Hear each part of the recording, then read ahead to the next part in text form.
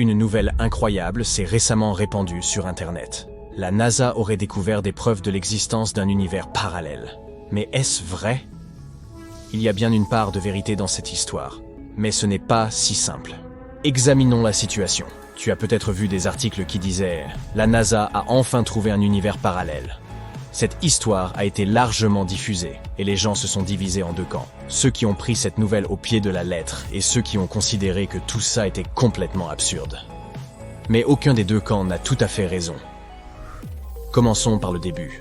La découverte a été faite par le satellite ANITA de la NASA. Cet acronyme signifie Antarctic Impulsive Transient Antenna. Il a été conçu pour étudier les neutrinos. Les neutrinos sont des particules cosmiques de haute énergie. Ils sont incroyablement petits, dépourvus de charge et n'ont presque pas de masse. Des trillions de ces particules traversent notre corps chaque seconde, et nous ne les remarquons même pas. Et ce parce qu'elles n'affectent pratiquement pas la matière ordinaire, tant elles sont minuscules. En moyenne, au cours de notre vie, chacun d'entre nous est affecté par un seul neutrino au maximum. En fait, chasser les neutrinos, c'est comme chasser des fantômes. Pour les attraper, il faudrait envoyer un flux entier de ces particules à travers un gigantesque morceau de plomb, et celui-ci devrait être épais de plusieurs milliers de kilomètres. Et en plus, on n'aurait qu'une chance sur deux d'en arrêter un. C'est pourquoi, pour les détecter, les scientifiques ont dû faire preuve d'ingéniosité. Nous savons que les neutrinos, comme d'autres particules similaires, nous viennent de l'espace. Oui, ils voyagent vers la Terre depuis le Soleil, les étoiles, et même depuis le Big Bang lui-même. Certains d'entre eux nous parviennent de sources particulièrement importantes, telles que les trous noirs, les supernovas, les pulsars, et même divers objets non identifiés. Certaines de ces particules possèdent une énergie particulièrement élevée. Pour les scientifiques, ces neutrinos sont les plus intéressants. Mais, curieusement, la plupart des neutrinos de haute énergie ne viennent pas de loin. Ils se forment ici même, près de la Terre. Ce processus porte le joli nom de pluie de particules. Voici comment on peut expliquer tout ça en termes simples. Une particule mamie pénètre dans l'atmosphère terrestre. En général, il s'agit d'une particule à très haute énergie. Elle génère ensuite plusieurs enfants qui ont moins d'énergie. Chacun d'entre eux produit ensuite des petits-enfants, dont l'énergie est encore plus faible. Et ainsi de suite, jusqu'à ce que nous ayons un arbre généalogique géant de particules de faible énergie. Au final, il peut y en avoir des milliards. Au cours de ce processus, des tas de neutrinos sont créés. Et ils commencent alors à s'enfoncer dans la Terre. Au cours de leur voyage à travers la planète, ils touchent les couches supérieures de sa croûte ou de sa glace. Par exemple, la glace de l'Antarctique. Face à tous ces obstacles, ils créent des impulsions radio. Et, comme tu l'as peut-être deviné, ce sont précisément ces impulsions radio que les scientifiques tentent de trouver. Cela pourra te surprendre, mais l'Antarctique est plutôt désert. Ah oui? C'est pourquoi c'est l'endroit idéal pour étudier ces particules microscopiques, qui sont généralement à peine repérables. Il n'y a pas d'interférence. Nous pouvons capter ces impulsions à l'aide de puissantes antennes. La NASA place ces antennes sur des ballons qui peuvent s'élever jusqu'à 32 km au-dessus de la surface de la Terre. Voilà comment elle a suivi ces neutrinos au cours des dernières années. Maintenant, nous savons ce que fait ANITA. Mais alors, et cette histoire d'univers parallèle? Ne t'inquiète pas, nous y venons.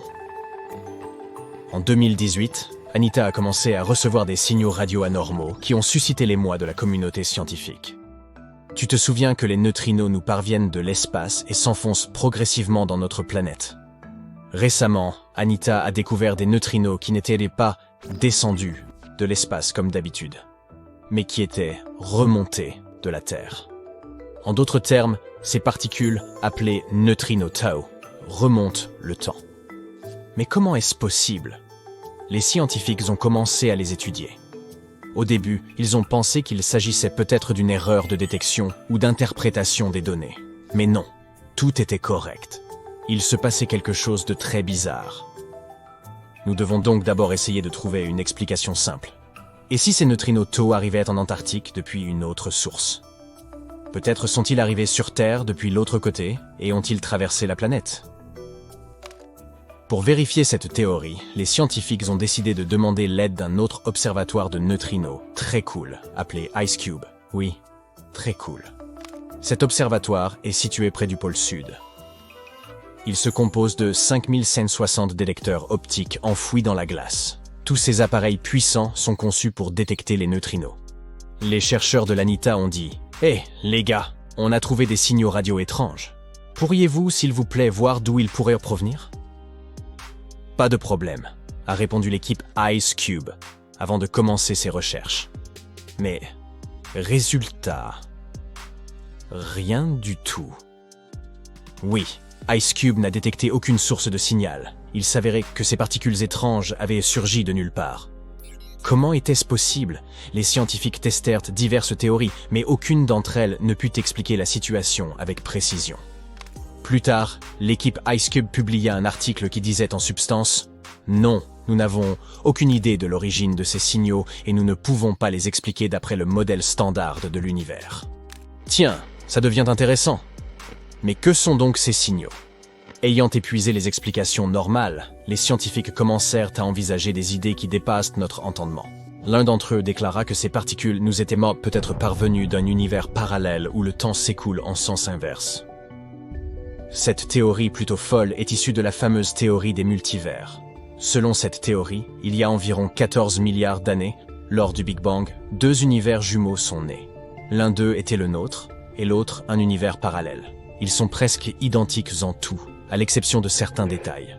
Par exemple, le temps dans cet univers parallèle ne s'écoule pas de la même manière que dans le nôtre. Il s'écoule à l'envers. Tout, dans ce monde, nous paraîtrait à l'envers, comme si nous regardions dans un miroir.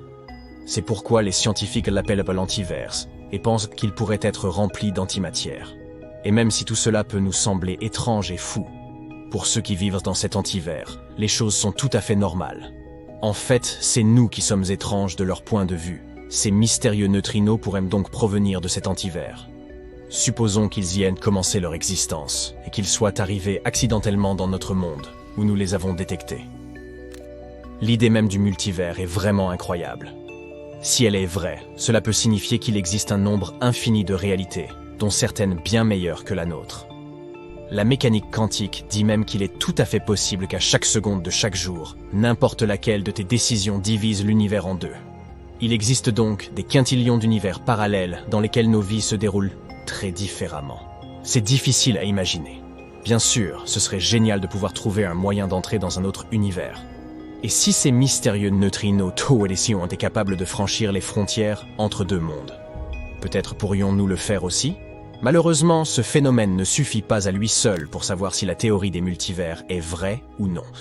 Il ne s'agit que d'une option parmi d'autres. À ce stade du développement humain, nous ne pouvons ni prouver ni réfuter cette théorie. Peut-être qu'un jour nous découvrirons la vérité, mais pas dans un avenir proche. La seule chose que nous pouvons savoir aujourd'hui, avec cette découverte, c'est que nous avons trouvé d'étranges signaux radio que la physique classique ne peut pas expliquer. Nous devons donc aller dans cette direction et les étudier pour en savoir plus sur ce phénomène incroyable. Les gens aiment rêver de l'espace. Il n'est pas étonnant que ces découvertes nous rendent si enthousiastes. Ce serait vraiment cool si un jour il s'avérait que cette théorie était vraie. La théorie des univers parallèles est populaire dans les films et les livres depuis très longtemps. Où irais-tu si tu découvrais que tu peux voyager entre les réalités? Moi, je partirais à la recherche des meilleures crèmes glacées.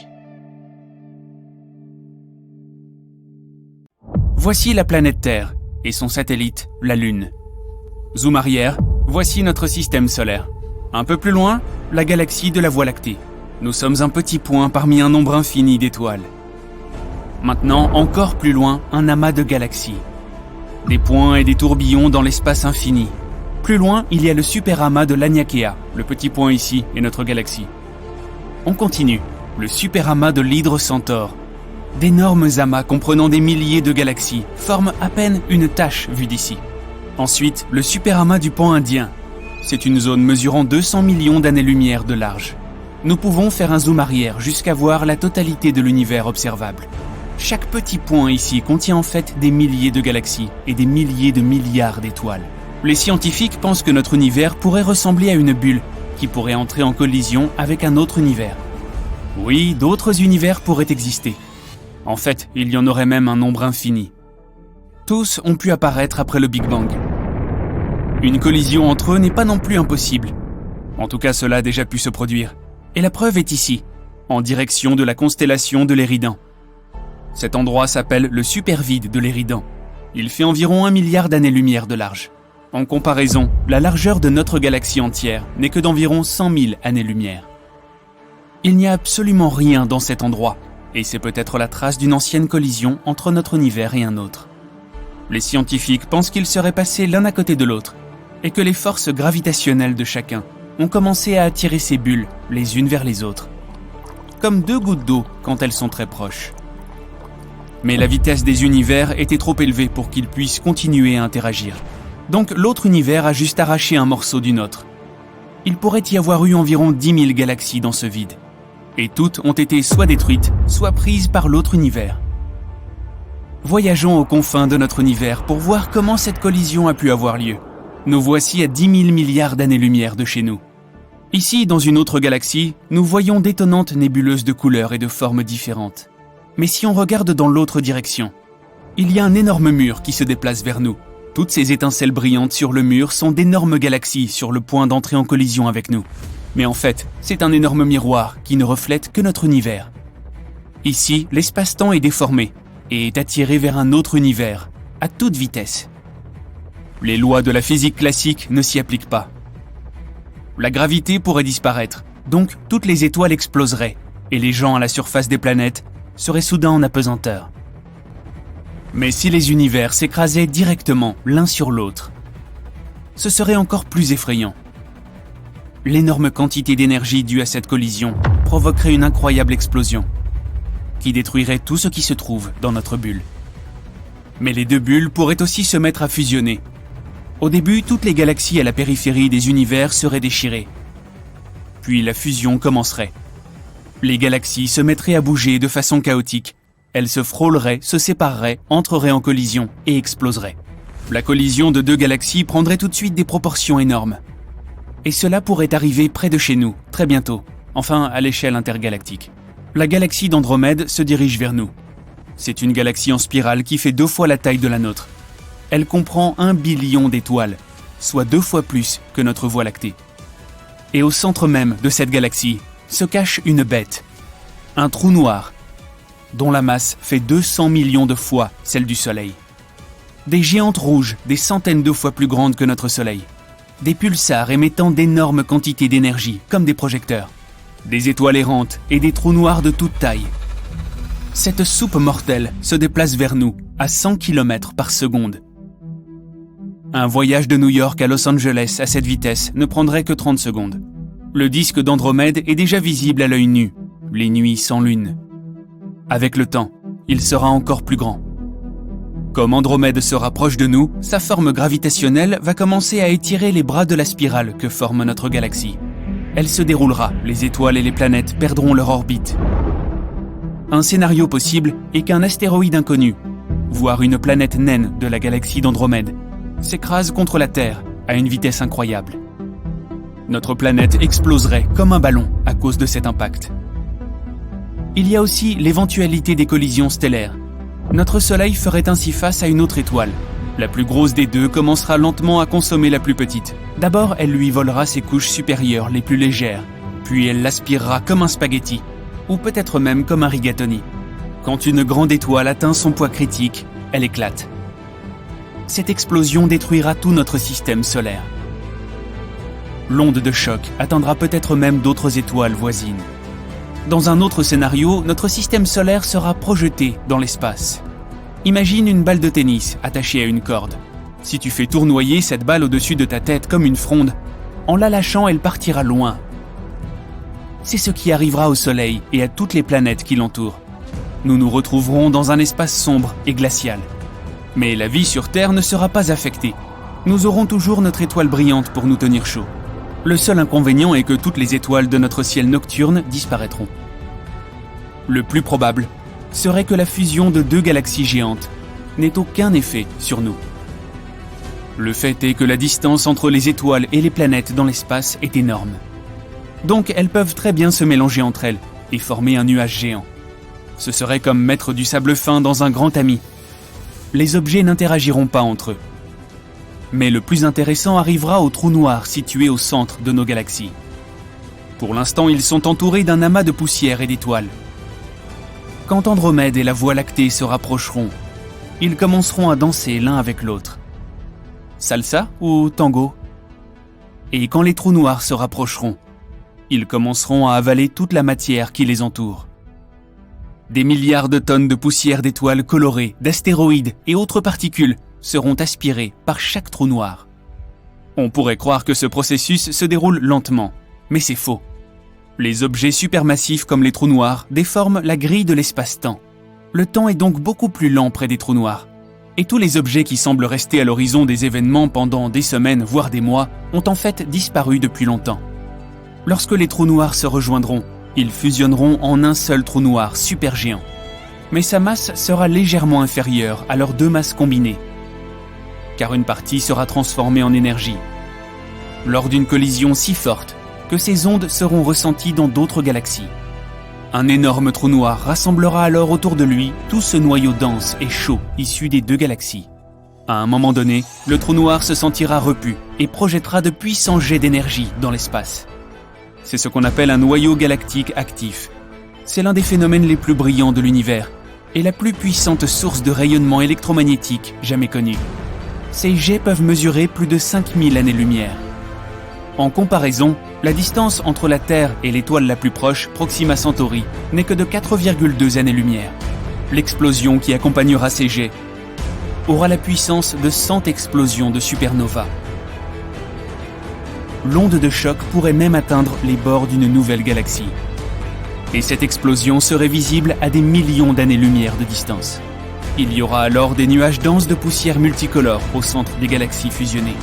Le poids de ces nuages sera si important qu'ils se mettront à rétrécir et à prendre une forme ronde, et deviendront si lourds qu'ils se comprimeront en un noyau, où des réactions nucléaires auront lieu.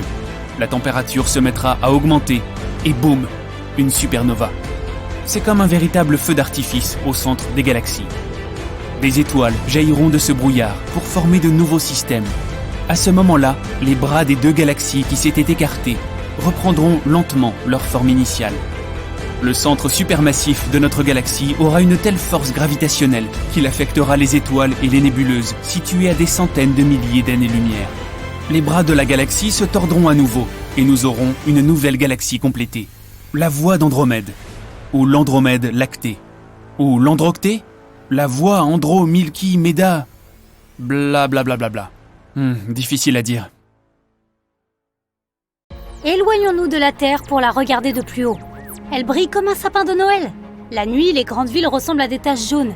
Et le jour, nous pouvons voir des structures étranges, comme une île en forme de palmier dans les Émirats Arabes Unis ou une ligne sombre qui traverse la Chine, la Grande Muraille. Ce sont des traces de l'existence humaine. Maintenant, pointons notre télescope vers d'autres planètes. Mars, c'est juste un désert sans fin. Vénus, seulement des rochers et des volcans. Même si nous regardons dans l'espace lointain, toutes les planètes sont sans vie.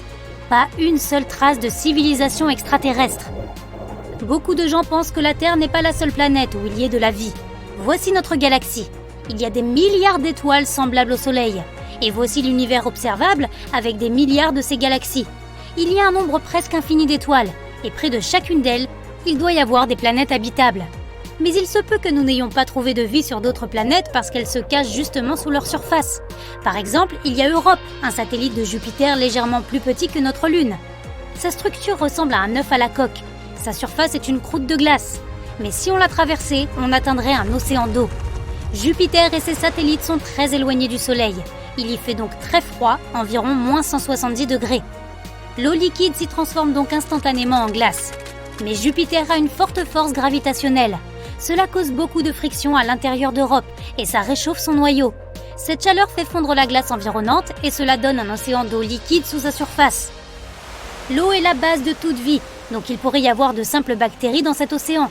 Et qui sait, peut-être qu'il y a aussi d'autres formes de vie, comme des poissons aux formes étranges à cause de la faible gravité, ou des créatures semblables aux baleines, se nourrissant de plancton.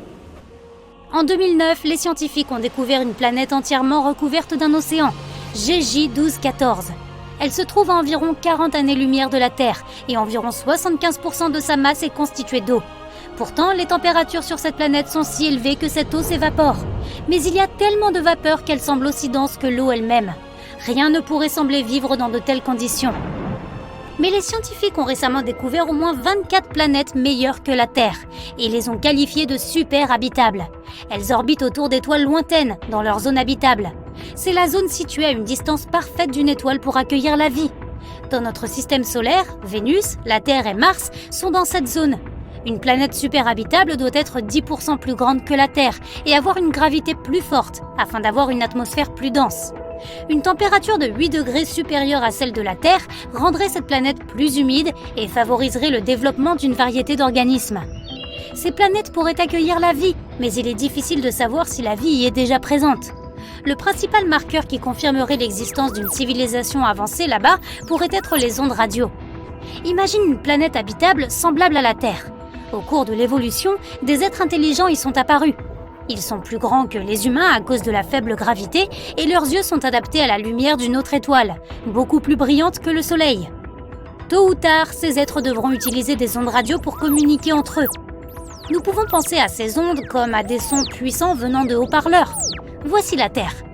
Nous utilisons beaucoup les ondes radio et le bruit provenant de notre planète est assez grave. Si une planète voisine avait des radiotélescopes, de grandes antennes qui captent ces ondes, elle se rendrait compte que la vie s'épanouit ici. Il y a de nombreux radiotélescopes sur Terre qui sont pointés vers l'espace, dans l'attente d'un signal extraterrestre. Mais nous n'avons encore rien reçu. Cela ne veut pourtant pas dire qu'il n'y a pas une planète quelque part dans l'univers qui émette des ondes radio. C'est une question de distance. Faisons un bond de 200 années-lumière vers une autre étoile.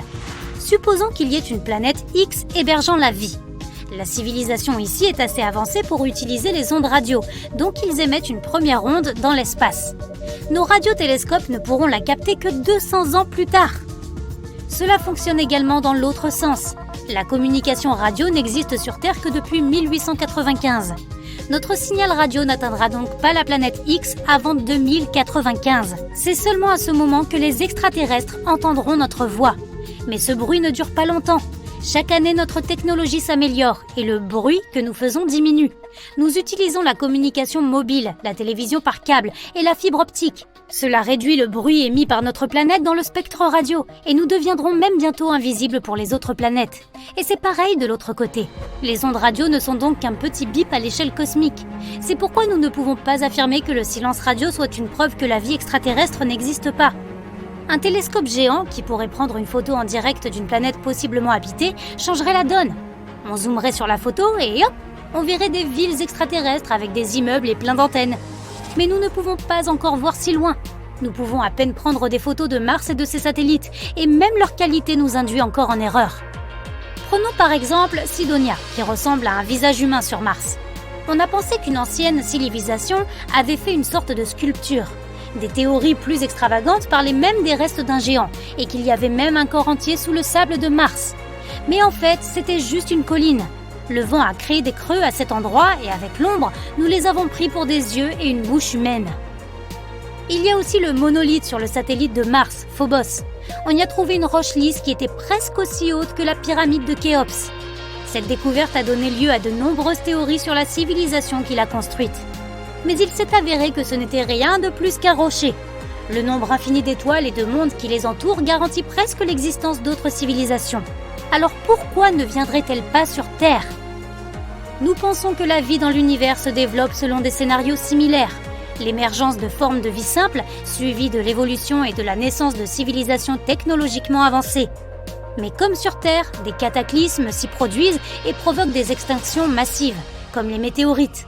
Il y a peut-être une civilisation prête à partir dans l'espace, mais qui fut détruite par une énorme météorite, comme celle qui a effacé les dinosaures de la surface de la Terre. La vie sur cette planète recommencerait donc un nouveau cycle à partir de zéro. En outre, plus la civilisation est avancée, plus le risque d'autodestruction est grand.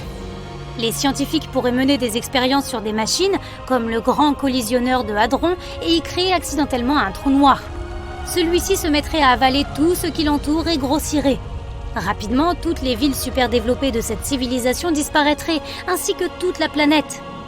Une autre possibilité pour une civilisation super avancée serait de voyager par les trous de verre. Ce sont comme des tunnels situés dans l'espace-temps.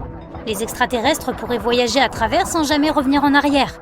Mais il est aussi possible que la vie sur Terre soit unique, car notre planète s'est formée grâce à plusieurs coïncidences incroyables. La première est l'emplacement de notre système solaire dans la galaxie. Dans la Voie lactée, il y a un feu d'artifice constant de supernovas. Le rayonnement de ces explosions détruit tout ce qui l'entoure sur de grandes distances. Notre système solaire se trouve juste dans la zone de l'orbite galactique où nous sommes à l'abri de ces explosions. Un autre facteur est la Lune. Selon une théorie, il y a environ 4,5 milliards d'années, une météorite de la taille de Mars s'est écrasée sur la Terre. Un impact plus direct aurait simplement pulvérisé la Terre. Et si cette météorite n'avait fait qu'effleurer la Terre, les débris se seraient simplement envolés. Mais cette collision s'est produite précisément de manière à ce qu'une partie de la météorite reste dans l'orbite de la Terre, formant la Lune. Cette dernière a stabilisé la rotation de notre planète et a réchauffé son noyau par gravité.